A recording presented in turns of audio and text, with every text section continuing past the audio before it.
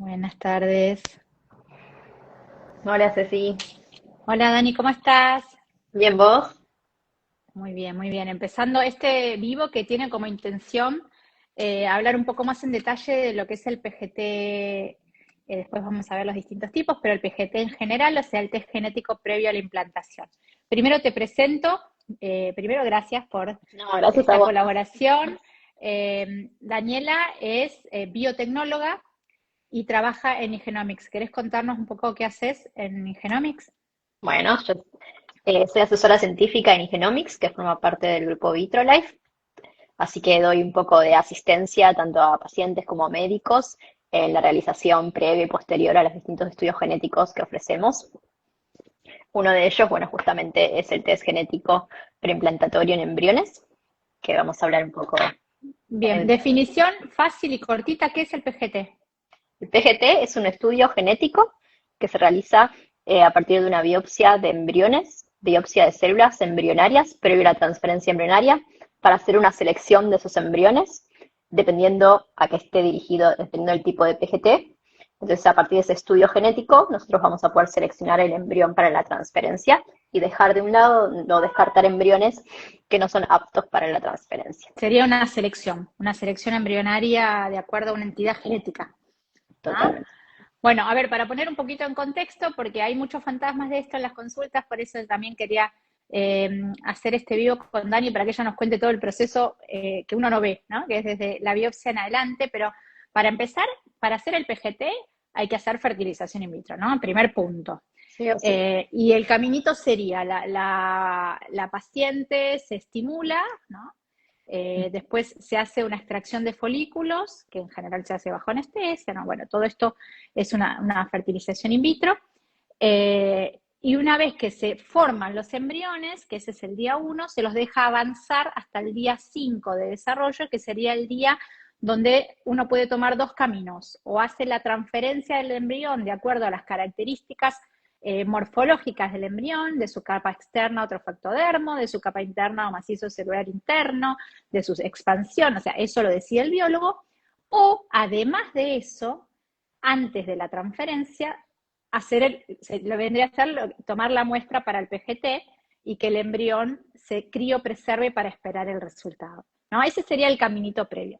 Ahora, ¿querés contarnos un poco más en detalle cómo es el tema del proceso de la biopsia en sí? ¿Qué pasa con esas células? ¿Viajan en avión? ¿Se van al exterior? ¿Vuelven? ¿Se procesan acá? Bueno, contanos un poquito todo eso, por favor, Dani. Dale. Entonces, sí, de los embriones que llegan hasta el día 5 o día 6, porque no todos, digamos, es factible que lleguen, ¿sí?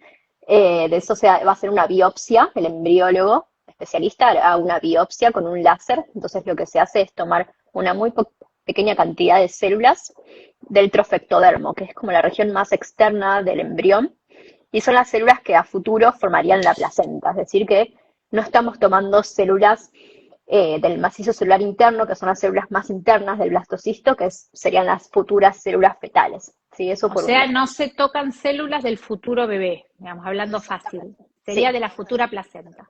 de la futura placenta, eso mismo.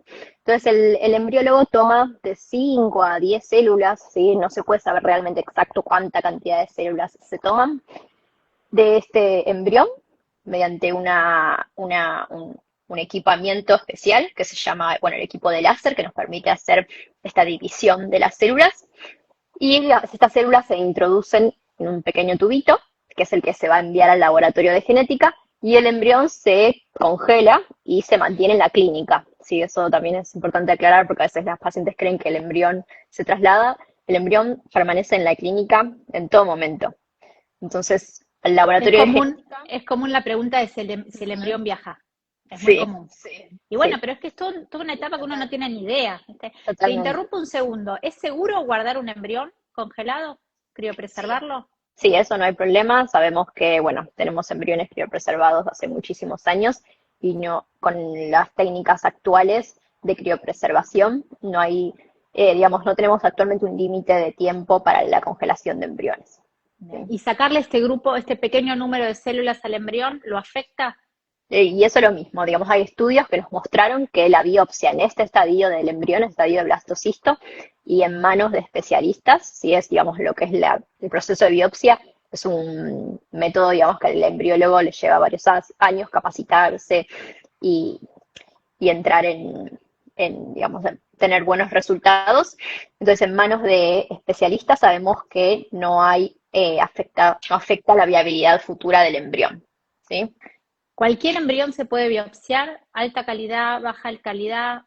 ¿Cómo es la En recomendación? general, no, los embriones de baja calidad son un poco más complicados para lo que es la biopsia y esa decisión siempre la toma el embriólogo. En general, lo que son embriones de baja calidad, que son embriones que probablemente tampoco soporten una congelación, futura descongelación y transferencia, son embriones que directamente no se biopsian.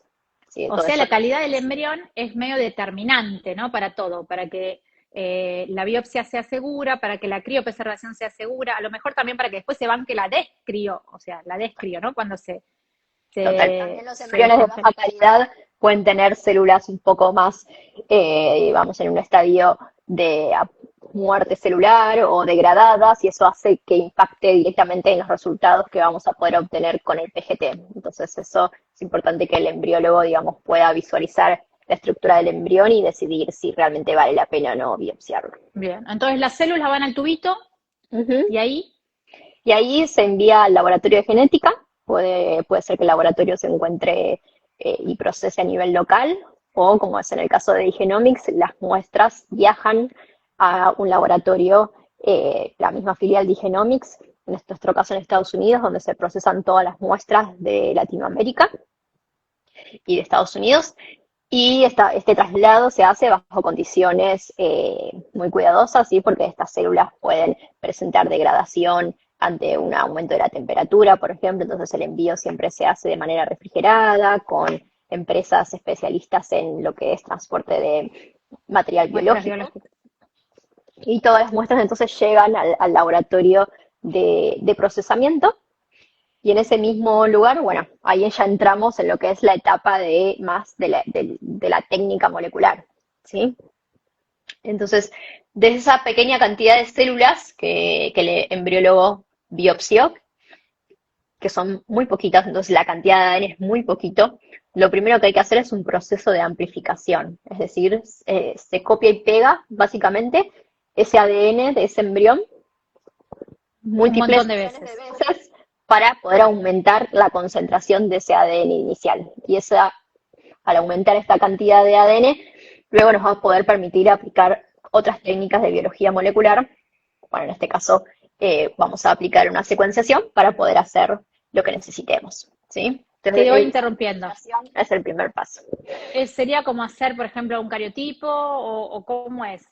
¿Qué tipo de método es? El método Así en palabras fáciles.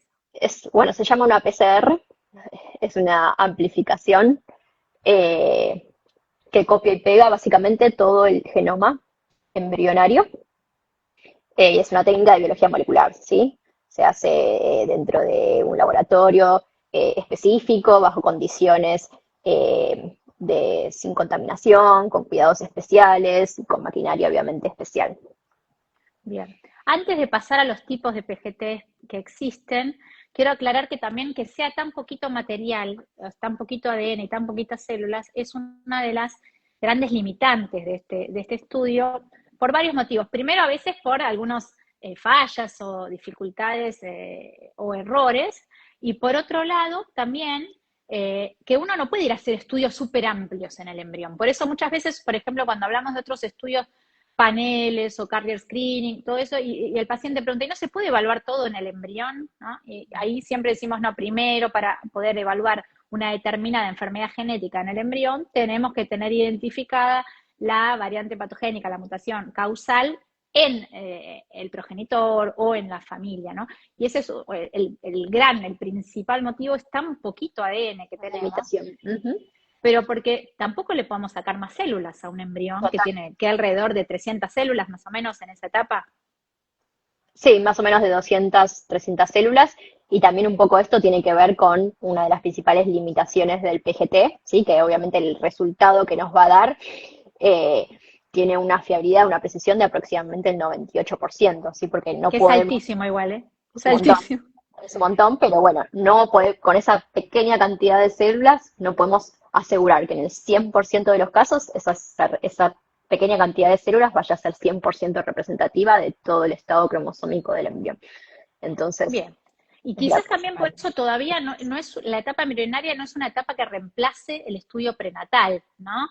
Que es donde uno, prenatal sería el embarazo ya establecido, que es donde uno ya puede estudiar o placenta, que ahí salen un montonazo de células y de ADN, o líquido amniótico. Entonces, no sé si en algún momento lo reemplazará, pero creo que esta es una de las limitantes también, ¿no? Es como un Seguro. estadio previo, sin duda, allana el camino, sin duda, pero tan poquitas células, ahí está un poco el tema de las limitaciones. Bueno, contanos qué se puede estudiar un embrión. Bien. Entonces, a partir de esa biopsia, hacemos uno de los estudios más conocidos, es el PGTA, que es el test genético preimplantario para aneuploidías o alteraciones cromosómicas. Y entonces lo que hacemos es estudiar, básicamente es hacer un recuento de cromosomas en esas células embrionarias para poder detectar qué embriones tienen el número correcto de cromosomas y qué embrión tiene un número alterado de cromosomas, es decir, puede tener cromosomas de más, que son es el caso de las trisomías, o cromosomas de menos, como en el caso de las monosomías. Las anomalías de cromosomas son las causales principales de aborto de primer trimestre, de falla de implantación, o algunas minoritarias sí pueden avanzar durante un embarazo, incluso nacer y vivir, ¿no? Como es la trisomía 21, que da el síndrome de Down. ¿Y esto en qué caso se hace PGTA o se ofrece? Bien, en el PGTA tiene indicaciones específicas, aunque en general la paciente puede aplicar si es su decisión, pero la indicación principal es la edad materna avanzada, ¿sí? Porque bueno, vos nos podrás explicar mejor, pero a partir de los 35 años el riesgo de anomalías cromosómicas debido al riesgo de anomalías en el óvulo aumenta, entonces la edad materna avanzada es la principal indicación. Y después tenemos lo que son las fallas previas de implantación y las pérdidas gestacionales y reiteradas, es decir, pacientes que han llevado a cabo, han sufrido abortos a repetición en tratamientos previos o en embarazos espontáneos, pueden aplicar a este tipo de estudios para asegurarse transferir un embrión que sea cromosómicamente normal, porque justamente las principales, el 50% de las pérdidas gestacionales suele ser por alteraciones cromosómicas. Justo hoy preparaba un reel de esto. Eh, Serían situaciones donde hay más posibilidad de aneuploidías, ¿no? Es así como lo planteas, o sea, más posibilidad de encontrarlas. Ahora sí, después hay que ver cada escenario, ¿no? Porque una cosa es una paciente, una pareja que ya necesita la fertilización in vitro por otro motivo y de paso se ofrece esto como para asegurar dentro de lo que la medicina permite y el PGT permite, eh, evitar una falla de implantación debido a esto, un aborto debido a esto. Y otra cosa es el paciente, por ejemplo, que viene, no necesita fertilización, embaraza bien, embaraza rápido y tuvo una, dos pérdidas. Y ahí él tiene sus cosas, ¿no? El PGT, que es lo que siempre charlamos, que tiene que estar evaluado en cada caso, justificado, pensar que uno tiene que hacer una fertilización especialmente para eso en algunos casos. Bueno, ese sería el PGTA, que en realidad está recontra difundido y hay lugares en el mundo donde casi todos hacen PGTA, ¿no? Sí, Como hay en Estados clínicas, Unidos. en algunas clínicas en otros países que hacen PGTA, digamos, a todos los casos. Si uno tuviera que decir la parte clínica, la paciente candidata a PGTA es la paciente de 37, 38 a 41 años que produce 3, 4 embriones y con el objetivo de ahorrar tiempo al momento del embarazo, ¿no? Ese sería como, Totalmente. y que necesita fertilización in vitro por un tema de fertilidad. Ese sería como la perfecta, ¿no? Totalmente. Y Bueno, después permite de un se ve grupo de cada caso. embriones hacer la selección de ese embrión que sabemos que tiene las mejores probabilidades de resultar en un embarazo evolutivo saludable. Claro. Entonces, Y que a lo mejor si vos tenés 4 embriones y tuviste la mala suerte, si bien entre 38 y 40 uno espera un 50%, ¿no? Pero de anomalías, pero tuviste la mala suerte de que 3 fueron anormales y uno normal, porque en realidad ese porcentaje, esa probabilidad es por embrión, uno no puede decir si tengo 4 van a ser 2 y 2, y bueno, a esa paciente le ahorraste o le evitaste pérdidas por eso, tiempo, ¿no? Porque una pérdida de embarazo tampoco es que se resuelve tan sencilla. Entonces, esa para mí es la candidata ideal. Después, el resto veremos caso a caso, eso tiene todo un aspecto clínico y de background de cada paciente que, bueno, hay que considerar. Bien, ese es el PGTA. ¿Qué otros tenemos? Después tenemos el PGT-SR, ¿sí? Por rearreglos cromosómicos, que es específico para las parejas que en su cariotipo portan alguna anomalía estructural balanceada, así como es el caso de las translocaciones o las inversiones, que son situaciones en las cuales, bueno, estas parejas justamente, un paciente que porte este tipo de anomalías estructurales en su cariotipo tiene mayor riesgo de presentar gametas desbalanceadas, ¿sí?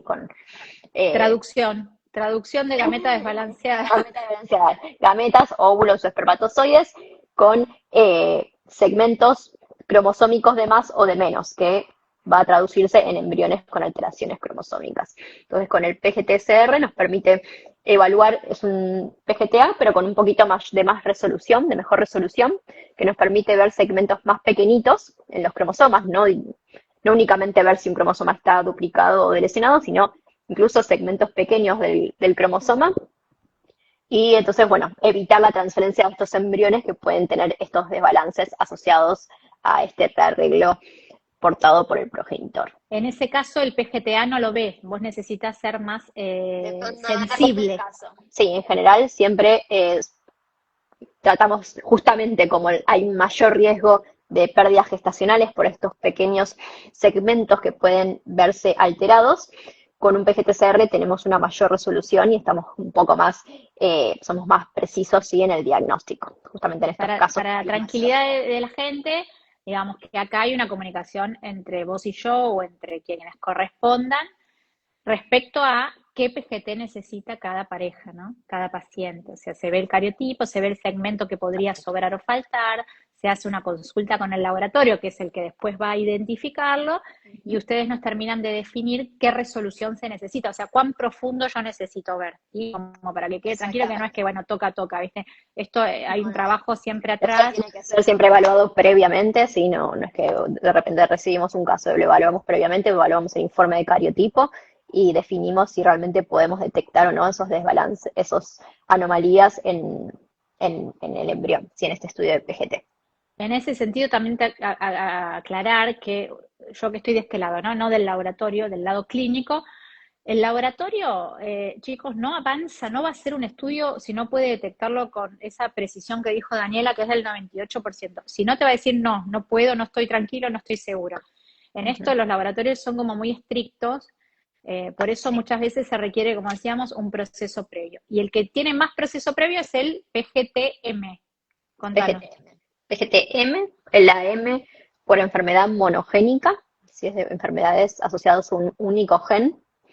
Entonces, en estos casos es específico para parejas que tienen un riesgo conocido de transmitir a sus futuros hijos una determinada enfermedad genética, ya sea porque alguno de los pacientes porta una determinada enfermedad y sabemos que el hijo puede heredar esa misma enfermedad, o porque ellos, bueno, han tenido antecedentes en algún familiar y han hecho estudios adicionales y han descubierto también algún riesgo específico de alguna enfermedad genética que puede ser heredada a sus hijos. ¿Sí? Entonces, en estos casos, sí o sí requerimos de un informe genético previo en la pareja de específicamente qué gen y qué mutación vamos a tener que ir a observar en los embriones para poder decidir qué embrión es sano o porta la enfermedad. Sí, en general este estudio, sin entrar en temas muy técnicos, necesita una evaluación previa importante, como de 2, 3 meses. No Uh todos -huh, los casos son evaluables, ¿no? uh -huh, Donde el laboratorio se queda tranquilo de que va a poder identificar el cambio genético, de que va a poder identificar todo lo que rodea el cambio genético. uh Digamos, -huh, eso que se llama test de informatividad es un proceso que es bastante complejo, no para el paciente que solo se saca sangre, uh -huh. bueno, y el costo, ¿no? Que no es menor. Pero es un proceso muy complejo para el laboratorio. Y por eso Sí, también ahí está la limitación del ADN poquito, o sea, de la pequeña cantidad justamente, de ADN que el laboratorio justamente, se tiene que asegurar de que lo va a poder detectar. justamente. eh, y, y por, Tenemos tan poquito ADN para lo que es el PGTM, nosotros hacemos como distintos abordajes de análisis para confirmar si un embrión o no presenta la enfermedad. Entonces, para hacer ese desarrollo molecular que vamos a utilizar en los embriones, hacemos un desarrollo previo a partir de material genético de los padres, de los pacientes, y en muchos casos pedimos también material genético de otros familiares o de un hijo previo. Entonces, toda esa información genética familiar nos permite hacer este desarrollo para poder luego estar seguros de que en el embrión vamos a ver o no la mutación. Se hacen como varios chequeos, sería, Sí, son en 12 el chequeos. embrión. Bueno, además de estos casos que vos contabas, perdóname, te interrumpí, además de esto que contabas de casos, enfermedades familiares que se conocen, también acá aplicaría el tema de la gente que hace el estudio de portadores, ¿no? El carrier screening, y que sin saberlo coincidían, portaban la misma enfermedad y ahí se identifica un riesgo. Bueno, uno de los objetivos o una de las alternativas que uno puede ofrecer cuando se identifica el riesgo es formar embriones y estudiarlos. Perfecto, con un estudio así para el de portadores, ya con esa información nosotros ya podemos evaluar la factibilidad de poder hacer un PGTM en los embriones, así que Bien, bueno, perfecto. Hay otros, ¿no? En desarrollo, sin meternos, otros tipos de PGT. hay otros a futuro, Bueno, ¿sí? Un poco más por ahora, hoy, amplios. clínicamente validado, tenemos acá esto. Hasta acá, Bien. Hablemos de los resultados, Dani. de los resultados. Bueno, con el PGTA, que es lo que más, digamos, el estudio que más o que pueda aplicar las distintas pacientes, tenemos resultados informativos, ¿sí? Que, bueno, el embrión puede ser cromosómicamente normal o euploide, como se dice en genética. Podemos tener embriones alterados, ya sea con una alteración cromosómica, con varias alteraciones cromosómicas. Tenemos embriones que son complejos anormales, con múltiples anomalías cromosómicas, y también tenemos embriones que pueden ser clasificados como mosaicismo cromosómico, es decir, embriones donde una anomalía cromosómica se detecta en un rango entre un 50, ya sea, bueno, tenemos distintas clasificaciones, mosaicos de bajo grado, entre un 30 y un 50% de anomalía cromosómica, es decir, que esa alteración no está presente en todas las células analizadas, sino en un subgrupo de células. Y tenemos también los mosaicos de alto grado, cuando un mayor porcentaje de células se ven afectadas por esa alteración cromosómica, cuando están en el rango de un 50 a un 70%. Esto es la clasificación, perdón, de Genomics, porque cada laboratorio tiene su propia validación interna y su propia clasificación de rango de mosaicismo. Y pone sus umbrales, digamos. Exactamente. Y sin ánimo de profundizar, porque de mosaicismo podemos hablar 48 horas, pero básicamente es uno de los es el peor resultado que nos puede tocar. El mosaicismo, o es el que uno tiene que advertirle al paciente antes de hacer el estudio que puede pasar, porque a veces dificulta la interpretación. Hoy sabemos que de los de bajo grado, en algunos lugares se transfieren como si fueran euploides, ¿no? Y el mismo laboratorio te ofrece la posibilidad de clasificarlos como euploides directamente, o sea, normales.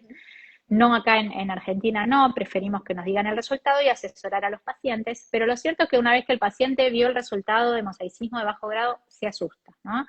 Porque si bien hoy les podemos decir que la mayoría van a andar bien o similar al euploide, o sea, si implanta lo más probable que esté bien, o si no se va a detener solito, o sea, se va a definir como todo nada. Si bien le podemos decir eso, hoy no existe un estudio que nos descarte la posibilidad de un mosaicismo, a lo mejor en algunas células que no estamos estudiando. ¿Podemos ofrecer estudios prenatales, biopsia de placenta, de líquido amniótico para estar más tranquilos? Por supuesto que sí, y lo más probable es que si da bien, esté todo bien, pero no tenemos la posibilidad de descartar, y eso en medicina en general nunca tenemos la posibilidad. Pasa que ahora ya vimos el resultado, ¿no? Y uno se asusta. Entonces el mosaicismo, si bien hay todo un cambio de paradigma respecto a más tendencia a transferencia y a pensar que muchos de nosotros somos mosaicos y no lo sabemos, asusta. Y eso es algo que hay que advertir al paciente antes de hacer el estudio para que saber con qué reglas uno está jugando, ¿no? Contame del no perdóname, estoy apurando un poquito porque se nos acaba el tiempo. Del no informativo, que a veces pasa. ¿Qué pasa? ¿No funcionó la técnica? ¿Cómo puede ser? Yo pagué un montón, la escuché. Yo pagué un montón y esto no funciona. Contanos del no informativo. Puede pasar en un porcentaje muy pequeño de los casos, en general en el 2% de los casos, tenemos resultados. Uno es ADN no detectado, ¿sí? Es decir, que tuvimos muy baja, casi nula cantidad de ADN y no pudimos hacer el análisis. Y en el caso del no informativo, ¿sí? Son casos donde sí hay presencia de ADN, pero los parámetros de calidad de ese análisis no son suficientes para que el laboratorio de genética pueda dar un resultado fiable, ¿sí? Entonces, el resultado, el análisis tiene que cumplir con ciertos parámetros de calidad para realmente poder confirmar el resultado. ¿Y eso a qué se debe? Puede deberse principalmente a lo que son la calidad de las células biopsiadas, ¿sí? Embriones que tal vez no eran de buena calidad, entonces las células en el proceso de la biopsia pueden dañarse y eso afecta directamente la calidad de ese ADN de las células y nos hace obtener resultados que no puedan ser totalmente fiables. También puede ser que haya sido una baja cantidad de ADN, si tal vez el embrión la biopsia puede haber sido dificultosa y se biopsió un bajo número de células y eso hace que el resultado resulte no informativo. Y eso, o sea, que dé no informativo, me dice que es más probable que sea anormal el embrión. No necesariamente, no. Un resultado no informativo sí es un embrión sin resultado. ¿Sí? Entonces, Es en esos como, casos hay que no considerar hicimos...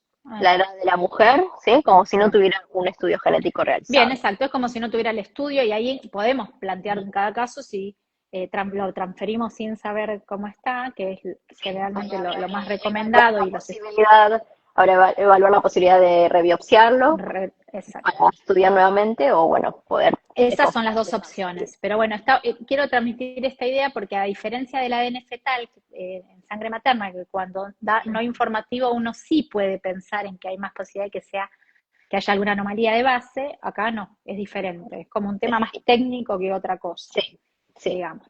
Bueno, 3 ideas claves para que se lleve la gente, Dani, que se nos acaba el tiempo, Bueno, que el de PGT, PGT.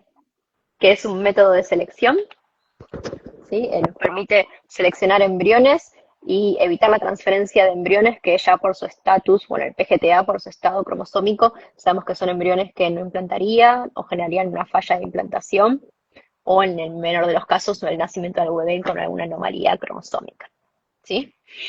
Que, bueno, en el PGTA, cualquier tipo de PGT, esto lo hablamos, pero que el embrión siempre queda en el laboratorio, en la clínica donde realizan su tratamiento, a la espera del resultado, ¿sí? Al laboratorio de genética únicamente llegan las células para analizar.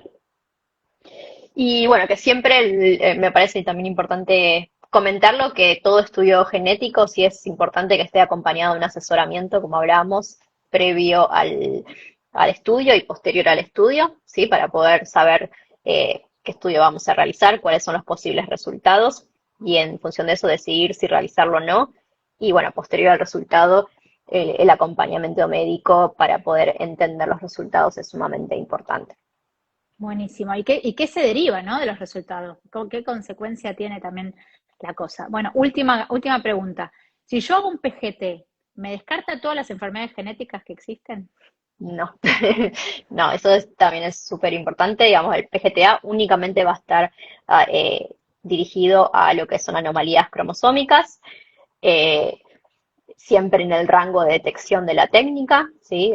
Porque puede haber alteraciones cromosómicas mucho más pequeñitas que la técnica no detecte, y en el PGTM únicamente dirigido al gen y a la mutación implicada a nivel familiar, si no vamos a poder detectar otro tipo de enfermedades genéticas.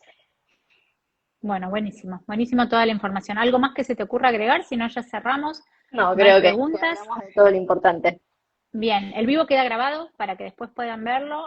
Yo lo voy a estar subiendo con un posteo para que lo puedan ver.